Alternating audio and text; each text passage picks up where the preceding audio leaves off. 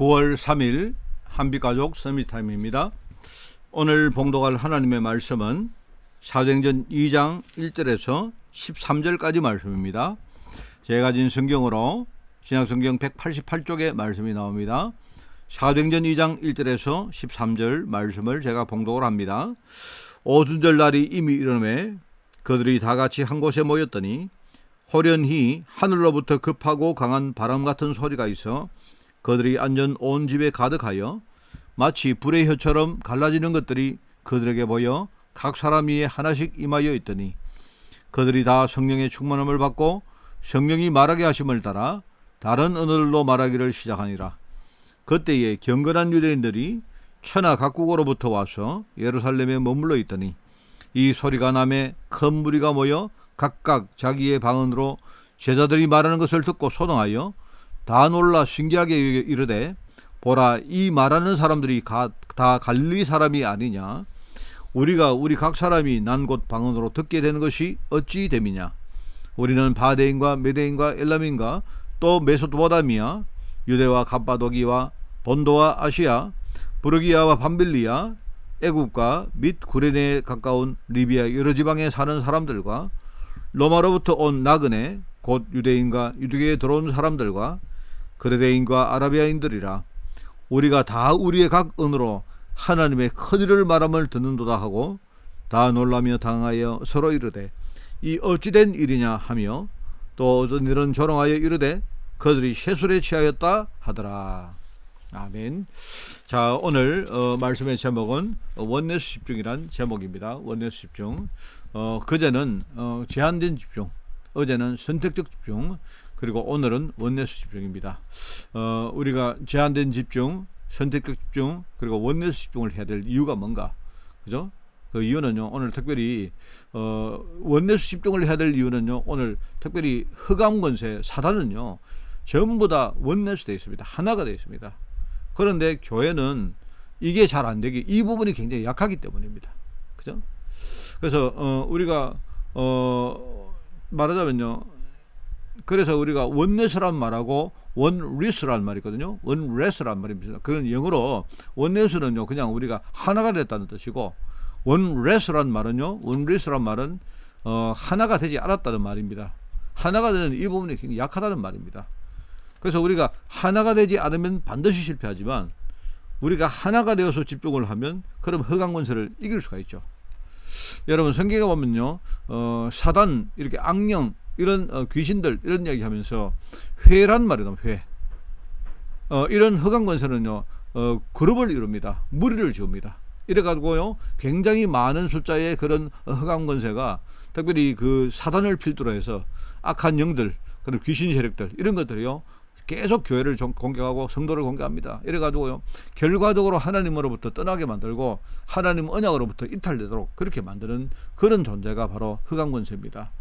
그래서 우리가 복음 가지고 우리가 하나가 되어질 때 그때 기적이 일어났고, 항상 그랬습니다. 성경을 보면요, 이스라엘 사람들이 위기 오고 핍박 올 때마다 언약을 붙들고 하나가 딱 되었을 때 그때에 요단강도 열리고 홍해도 열리고 여리고 앞에 여리고도 무너지고, 그죠? 미스바에서 블레셋 백성들이, 군사들이 막 공격해 왔는데요. 그런데 이스라엘 백성들이 하나가 되어서 기도하니까요, 하나님이 그들을 물리치는 이런 일을 벌어집니다. 그리고 뭡니까? 몇 사람 안 되지만 굉장히 미력한 사람 몇 사람이지만요, 바벨론의 포로로 끌려가서 거기서 딱 하나가 되어지니까요, 거기에 대역사가 일어났고, 나중에 신약시대의 감람산과 마가다라방 역사 똑같습니다. 그렇게 됐습니다. 자, 그래서 오늘 첫 번째, 교회는 뭐냐? 사단의 공격을 막는 것이 바로 교회이기 때문에, 그죠? 제일 뭡니까? 사단과 싸우는 최전선부가 바로 교회입니다. 그 사단이 제일 먼저 공격하는 것이 교회이고, 실제로 교회가 사단을 끄는 거기에 가장 중요한 역할을 하는 현장이 바로 교회 현장입니다. 그래서 우리가 교회를 중심으로 하나가 돼야 된다. 원네스가 집중돼야 된다. 하나님은 성막 중심으로 구름 기둥과 불 기둥을 움직이셨고요. 하나님은 성막 중심으로 뭡니까? 이스라엘 백성들에게 정말 여러 가지 이적과 중요한 일들을 하나님이 다 하셨습니다. 특별히 성막이 이게요, 이 중요한 게, 하나님은 일을 하시기 전에요, 특별히 하나님이 그 제사장들이나 선지자를 불러서 이끌어가는 리더를 통해서 뭡니까? 하나님이 하실 일을 먼저 이스라엘 백성들에게 공수를 합니다. 그 말은요, 성막 중심으로 일을 해갔다. 이 말입니다. 초대교회 모든 사람들도 똑같습니다. 복음 중심으로 하나가 딱 되니까요, 이때 기적이 일어나죠. 나중에 이렇게 되니까 삼천 제자가 막 일어나는 이런 역사가 일어납니다. 여러분, 한 명이 굉장히 중요합니다. 여러분, 교회를 살리는데 사실은 많은 사람이 필요한 것처럼 보이지만 결과적으로 많은 사람들이 하나가 되는 거지만요, 실제로 이 많은 사람들에게 영향을 주고 이끌어가는 사람은요, 굉장히 소수의 사람인데 그 소수의 사람들이 복음으로 딱 하나가 되면요, 그러면 교회 안에 먼저 역사가 일어난다 이 말입니다. 굉장히 중요합니다. 그게 바로 로마서 16장 인물들이고, 그게 바로 고린도전서 16장 인물들이고, 그게 바로 골로새 4장에 나오는 그 명단의 인물들입니다. 자, 두 번째는 뭐냐? 두 번째는요, 사단의 숨은 문화가 지금 현장에 막 퍼져나가고 있습니다. 지금 사단의 숨은 문화는요, 뭡니까? 사람들을 불신앙 가운데 빠뜨리고, 이게 창세기 3장이고, 이게 점점 고착화 되어지면서 나중에 하나님께 대적하는 이런 일을 하게, 그게 바로 사단의 문화입니다. 창세기 3장, 창세기 6장, 창세기 10장 하는 겁니다. 이게 소리 소문 없이 현장에 막 문화로 이렇게 막 뻗어나가고 있는데, 이걸 하기 위해서는요, 우리 모든 교회 성도들이 전도에 딱 하나가 되어야 됩니다. 전도 원네스. 이게 굉장히 중요합니다. 이래 되니까 하나님이 여기에 설 많은 제자들을요, 하나님이 준비해 놨다가 이 전도 원네스에 하나님이 거기에 투입을 하는 것입니다. 여러분, 환란이 생겨서 굉장히 힘들었습니다. 여러분, 초대교회는요, 외부에서 굉장히 많은 핍박과 환란이 생겼고, 내부에서는 뭡니까? 갈등이 생기고 시험이 생기고 막 계속 그렇습니다. 그럼에도 불구하고 우리가 전도 여기에 집중하고 전도의 원에서 딱 되니까요, 하나님은 여기에 설 수 있는 많은 사람을 교회에 하나님이 붙인 겁니다. 그 대표적인 사람이 바울이죠.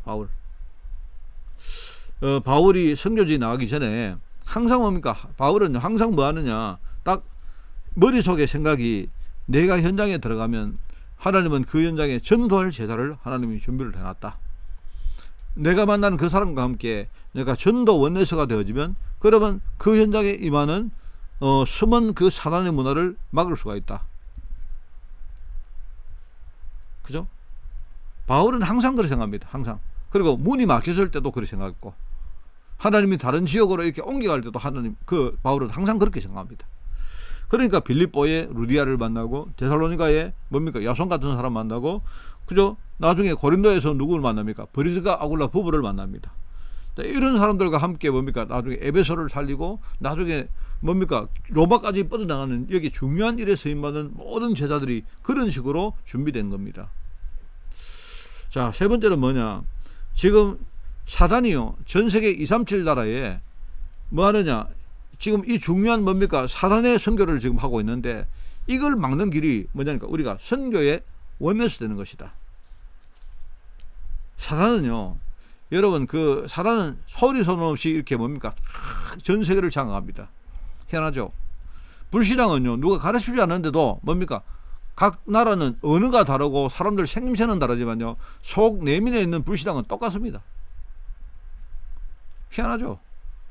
옛날에 여러분 그거 보면 알지 않습니까? 큰 대양으로 떨어져 있는 그 나라가 아예 사람 평생 가보지도 못하는데, 나중에 가보니까 이 나라가 가진 우상, 저 나라하고 비슷한 우상들이 다 있는 겁니다. 왜 그럴까요? 이거는 사단이 전 세계를요, 237 전 세계를 뭡니까? 장악을 했다는 말입니다.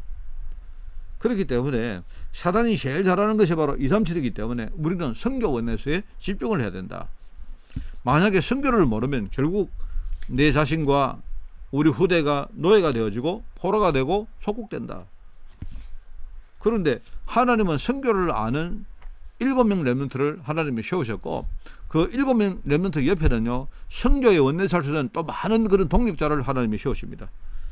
이렇게 해가지고 결국 뭡니까?